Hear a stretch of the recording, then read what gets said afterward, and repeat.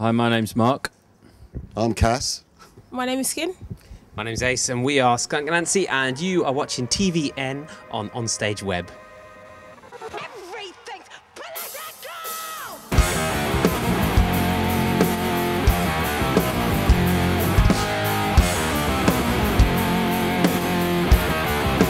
So put this good off your face, 'cause you girly like that taste. You're infected by the tears, political. There wouldn't be a second time around if it wasn't better. You know, because we'd have to be able to, you know, appreciate each other more and appreciate what we do and, you know, our world more in order to do it a second time. Otherwise, we'd be going backwards and not forwards. Yes, it's fucking everything. Yes, it's fucking political. Everything's satirical. Yes, it's fucking political. Everything's political.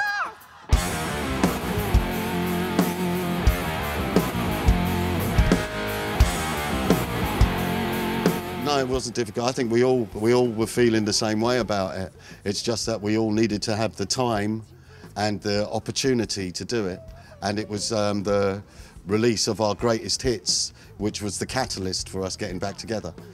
And so once we were approached by our old record company to do the greatest hits, we wanted to be involved in that because we wanted to add value to the package, as opposed to just let it go out there and maybe, you know, end up in the pound bargain bin. We had a lot of input. We had a say in all the decisions. You know, that's one of the reasons why you know, we got back together. Why we did it in the first place, because we chose all the singles. Yeah, we chose all the singles, and we wanted to add a load of other stuff, load of DVDs, loads of visual stuff, loads of really great artwork, and just make it a fantastic package for the fans. And 3 new songs. Yeah, I mean, as to reiterate what Mark said, what we put the whole thing together. So a lot of the video footage and all that kind of stuff came from our personal collections, which the record company had, and which you couldn't get on YouTube because it's never been put out there. So I mean, especially Ace, you know, he collated a whole load of stuff, and so that's why we took control of it, because we knew that we could do a much better job than anybody else.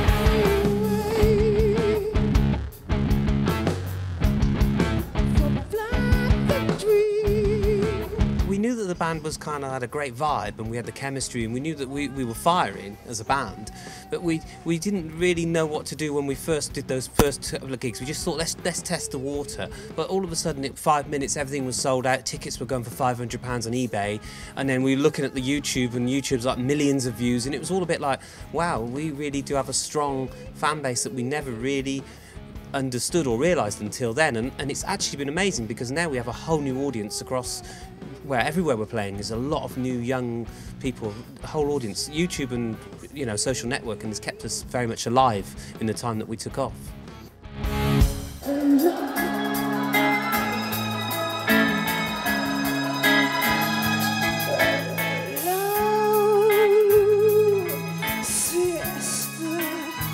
So I think that if you use the new technology and you understand the new technology and aren't scared of it and afraid of it, it can work exceptionally well for you. You know, you can do. It's like free marketing, you know. And we use the social networking personally as well as a band, so we understand it. We're into it and all that kind of stuff.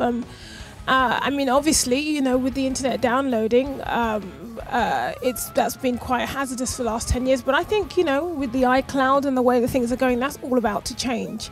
I think that illegal downloading is actually, you know, on its last legs. And I think the attitude of the people is changing. People are understanding that, you know, music has to be paid for. And when it's not, you just get horrible, horrible pop music non-stop.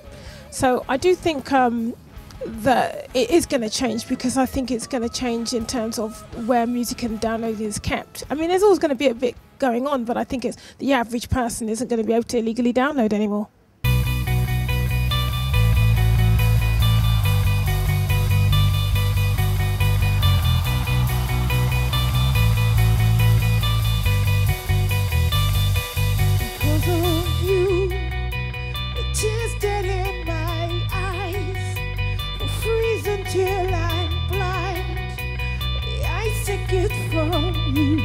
I think some music is heinously, horribly worse. You know, I think pop music, you know, used to be, you know, like, you know, in our day it was kind of George Michael and, you know, great songwriters writing great pop music, and then you had a smattering of like rubbish. For now it seems like you listen to the radio and it's like music made by accountants for accountants, you know, and there's a lot of repetition and a lot of copying. Somebody does one thing, a lot of producers, and then they have different artists with the same producer, so the music sounds the same. You know, at the same time, when you have that cacophony of shit, you have a reaction against it. So the underground scene, and there's a lot of bands that are really kind of like, we're not going to do anything like it, and it forces people who love music to actually come up with new ideas and to be very creative and very inspirational. So sometimes when you have, it's a bit like the Berlin Wall, you know, people say music coming out of Berlin was better when the Berlin Wall was up because there's something to fight against, you know. Not that I'm saying we should put the Berlin Wall back up to go.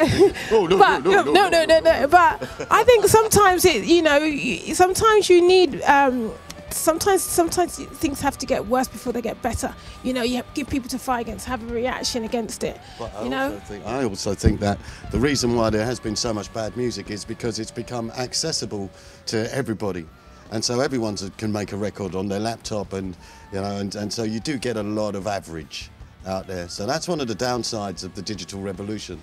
However, you know, one of the upsides is there's a lot of hidden talent that is allowed to come through by it. So there you have it.